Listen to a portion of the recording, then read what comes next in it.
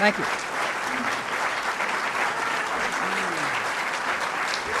Thank you.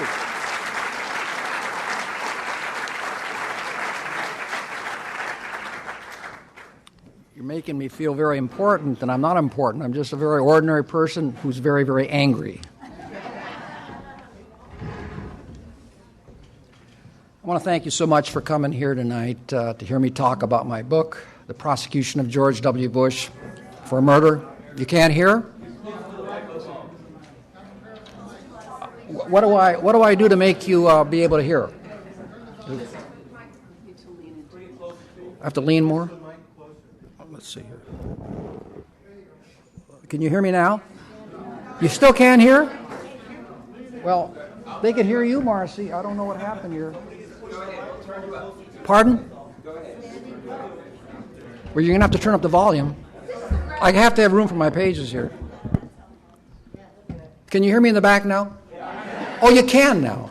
Okay, good. The problem is that there's supposed to be room for this, okay?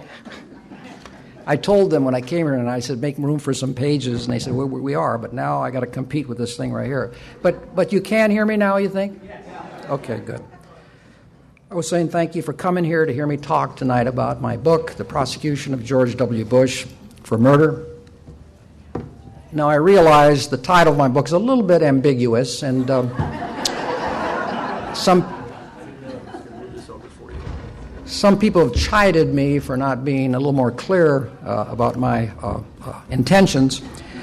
Before I go any further, I do want to thank someone who's already been named tonight, but I want to mention her again, the woman who's primarily responsible for this event tonight, someone who is a very important and highly respected figure in Democratic progressive circles here in L.A. and the Southland, and someone who I have just learned a couple days ago, behind the scenes and without my awareness, has selflessly devoted an enormous amount of time to getting out the message of my book to the people of this country, and that's Eileen Proctor.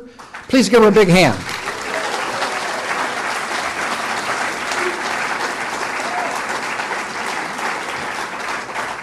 Could someone bring up a copy of my book? Okay. I've been so busy today. Thank you very much. I've been up since 5 o'clock, which is not that early, but if you go to bed at 2 o'clock, 5's a little early. Been very, very busy since the book came out. In my book, The Prosecution of George W. Bush for Murder, I present evidence that proves beyond all reasonable doubt that George Bush took this nation to war on a lie, under false pretenses, and therefore under the law. He is guilty of murder for the deaths of over 4,000 young American soldiers who died so far in his war. You notice I said his war, not your war, not my war, not America's war, but George Bush's war. Now, I realize, I'm fully aware that the charge I've just made is an extremely serious one. But if there's one thing about me that I do take pride in, I never, ever, ever make a charge without making or offering a substantial amount of support for that charge.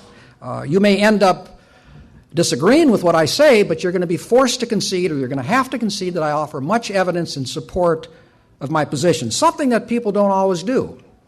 How often, for instance, do you see an assertive, declarative headline in a newspaper article, and then you read the article, and either there's no support for the headline or the support is very anemic? I don't do that. That's not my style. By the way, I assume that most of you folks here tonight are Democrats. I think you are, and therefore most of the things I'll be saying tonight, you'll be partial to what I'm saying. But C-SPAN is also televising this. I think it's going to be taped. It'll be shown 3-4 days from now. In any event, there'll be people watching on C-SPAN who may not be partial to what I'm saying. So therefore, my remarks tonight are going to be delivered as if I were speaking to a more politically diverse audience, not just the people here in this room. I have long believed that most humans only see what they expect to see, what they want to see, what conventional wisdom tells them to see, not what is right in front of them in its pristine condition. In other words, they only hear the music, not the lyrics of human events.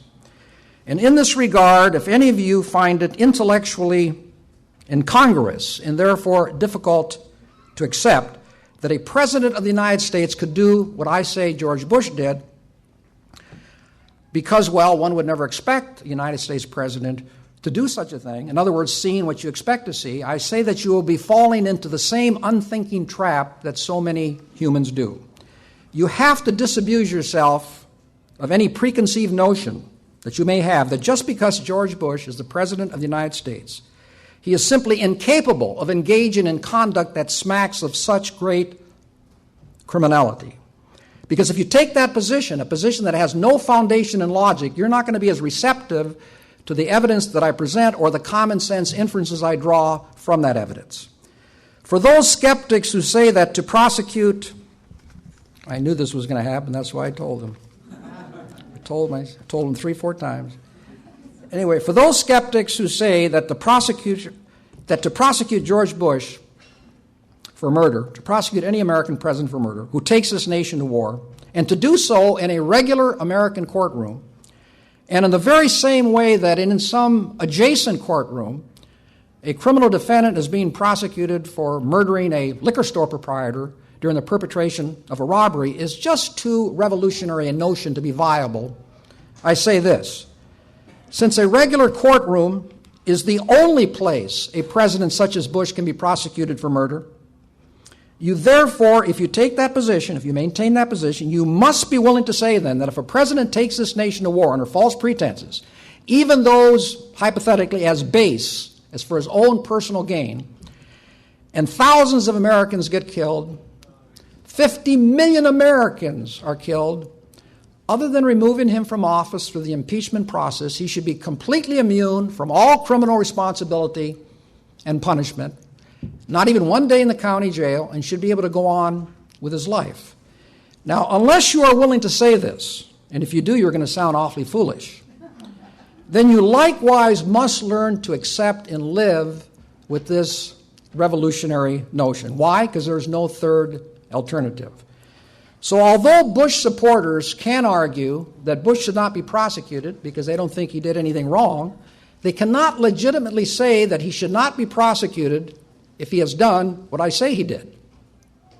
To say that is to admit that you have no respect at all for our American system of justice and democracy, that you would prefer that presidents have the same rights and protections as tyrannical dictators like Hitler, Stalin, Mao, Saddam Hussein.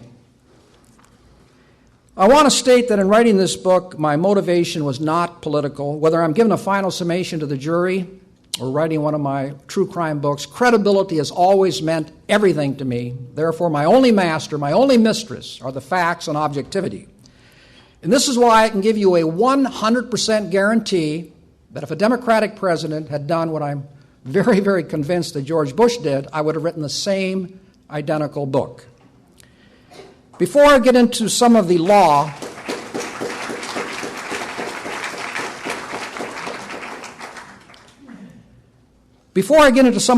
applicable to this case and some of the irrefutable evidence that Bush could not get around at his trial, I'd like to touch on some preliminary matters. One is that although millions, perhaps billions, of very harsh, highly condemnatory words have been said and written about George Bush throughout the past 7 years, none of which, by the way, he could possibly care any less about. So the words are meaningless.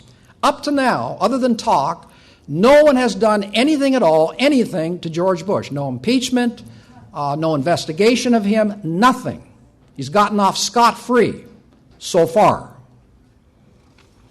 But in my book, I put together a legal case against Bush that could result in his being prosecuted for first-degree murder in an American courtroom.